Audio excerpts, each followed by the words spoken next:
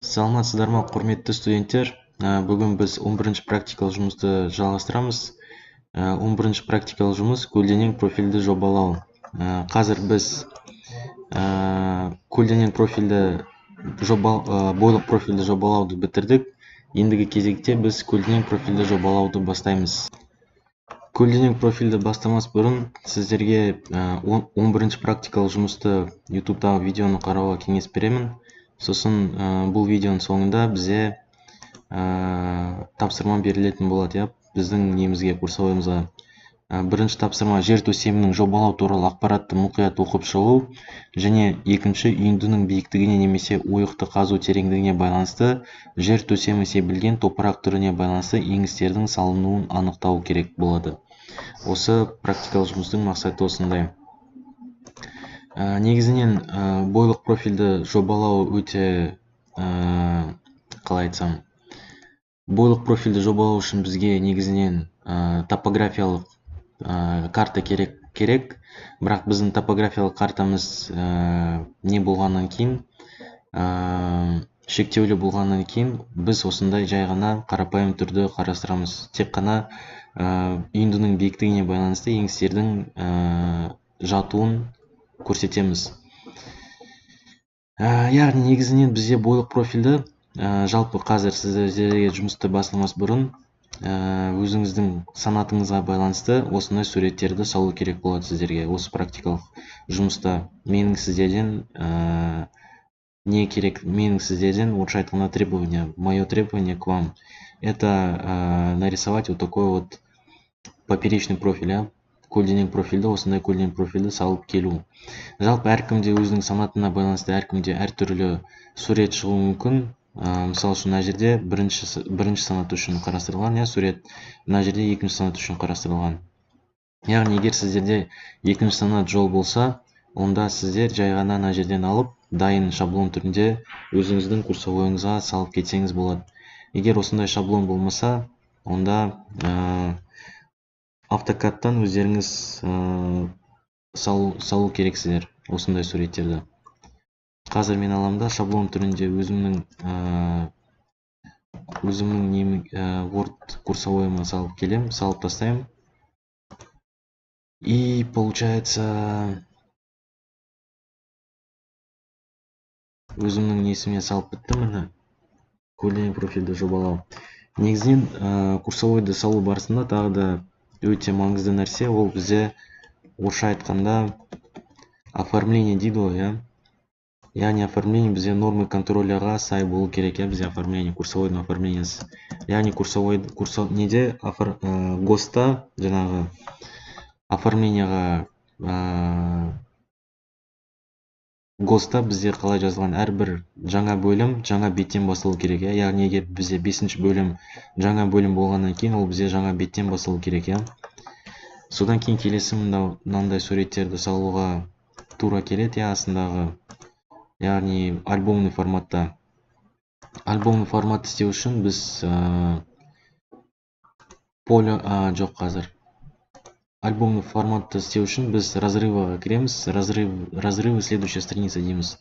Яғни екі бетті бір-бірінен ажырап тастаймыз да, содан кейін мына жерде ориентацияны басып альбомныға ауыстырып жібереміз.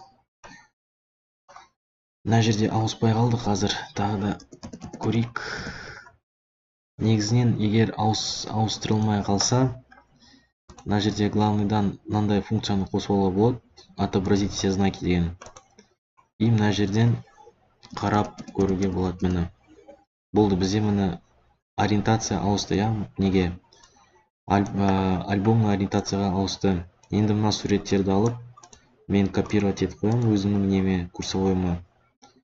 И осымен менің практикалық жұмысым бітеді,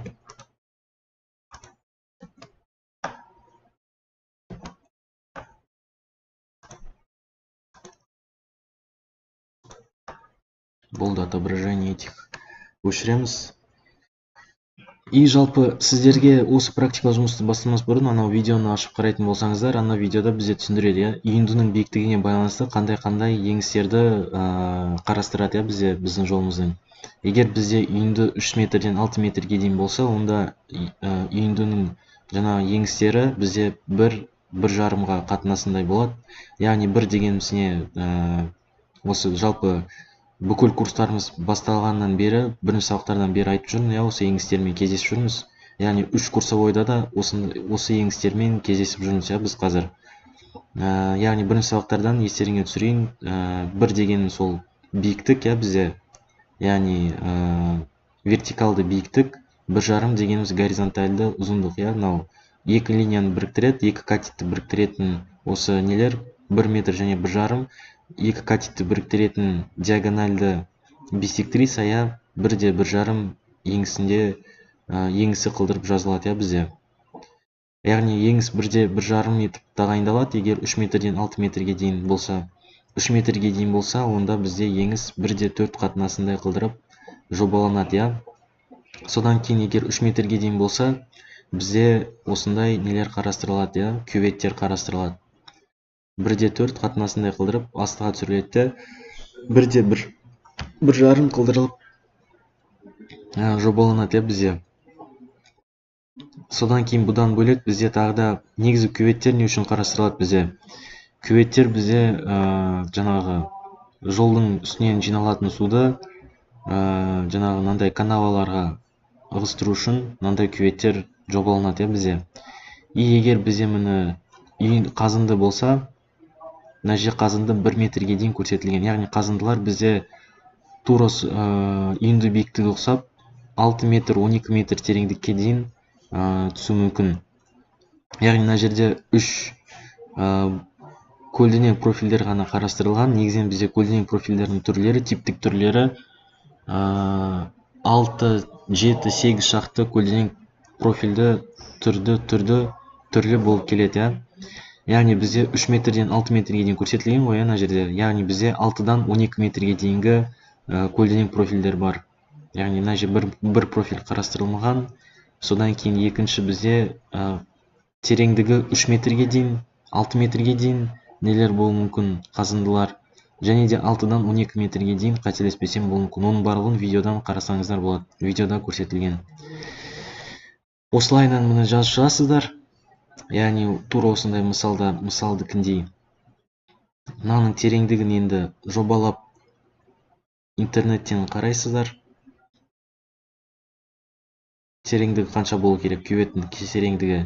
Не болмаса видеодан қарасаңыздар болады оның барлығын. Келесі бізде қазір сіздерге негізі мынау осы курсовой жұмыс бойынша қарастырылған көлденең профильдердің мысалы, ал негізінен сіздерде көлденең профиль мынандай түрге ие болу керек сіздерде. Яғни мынау бізде шынайы проекттен алынған көлденең профиль, яғни мынау шын өмірде қазіргі уақытта осы құжат бойынша салынған жол қазір бізде тұр. Осы құжат бойынша сіздерде мынандай көлденең профильді қарасаңыздар болады. Яғни көлденең профильдер бізде осындай болу керек. Пикет бойынша әрбір 20 метр сайын салынған, яғни көлденең профильдер. И масштаб бойынша салынған, біздің көлденең профиліміз. Яғни осындай көлденең профильді салу үшін сіздерде топографиялық карта болу керек. Яғни геодезистер сіздерге топографиялық картаны әзірлеп, содан кейін топографиялық карта негізінде сіздер осындай нені құрастыра аласыздар, көлденең профильді. Яғни мына жерде жердің қара тура жаңа бойлық профилінде жердің қара отметкалары, жердің қара биіктіктері және де жердің жобалық биіктіктері көрсетілген, қызылмен. Жалпы осымен біздің 11-ші практикалық жұмысымыз бітеді. Келесі бізде 12-ші практикалық жұмыс. 12-ші практикалық жұмыста біз вираждарды қарастыратын боламыз, вираждарды жобалайтын боламыз. Жалпы осымен бітті бүгінгі практикалық жұмысымыз. Келесі практикалық жұмыстарда жүздескенше сау болыңыздар. 12-ші практикалық жұмыс тура жаңағындай біздің 11-ші практикалық жұмыс сияқты. Бірақ мына жерде бізде яғни типтік көлденең профильдерді қарастыратын боламыз. Бұл жерде бізде қандай айырмашылық? Негізі осы екі практикалық жұмыс бір жұмысты қарастырады, бірақ соңында бізде курстық жобаның деректері бойынша көлденең профильді салу дейді. Жаңағындай өткен нелерде айтып кетуге ұмытып кеттім мен. өткен нелерде бізде өзіміздің жаңағы курсовойымызды ашу керек болады, я бізге. Қазір өзіміздің курсовойымызды ашып көрейік.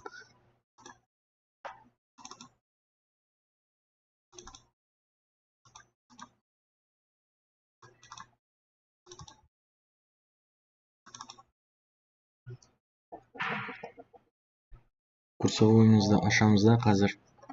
И жаңағы біздің үйіндінің биіктігін қай жерден анықтаймыз.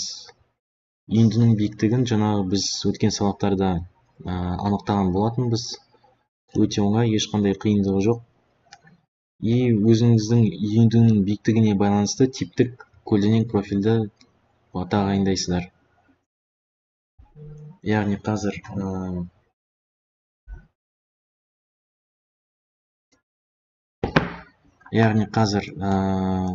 мына жерде соңына дейін істеген жоқпын мен, бірақ дегенмен мына жерде мысал ретінде қарастыруға болады. Яғни менде екі көлденең үйінді бойынша екі көлденең профиль қарастырылатын болады.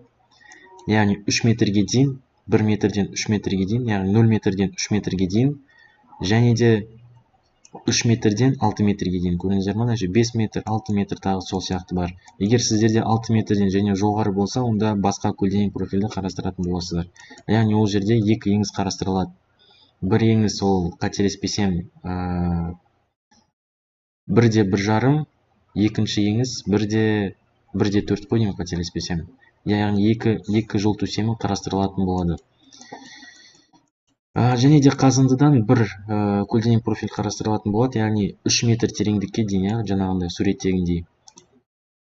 Яғни тура осылай, егер осындай мәндер болатын болса, онда сіздер курсовойдан осындай нелерді көрсете салсаңыздар, яғни 1 метрге дейін көрсете салсаңыздар болады осылай сурет түрінде.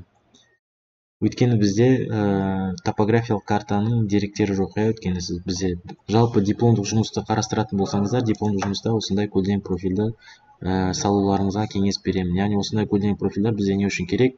Яғни біздің жер жұмыстарының көлемін анықтау үшін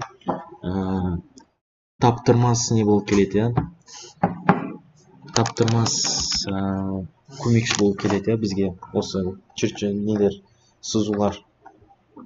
Жалпы осымен 12-ші практикалық жұмыс бітеді. Осымен бірге келесі біз 13-ші практикалық жұмысты бастаймыз. 13-ші практикалық жұмыста қателеспесем біз вираждардың салуын қарастыратын боламыз. Осымен практикалық жұмыс бітті. Аман сау болыңыздар.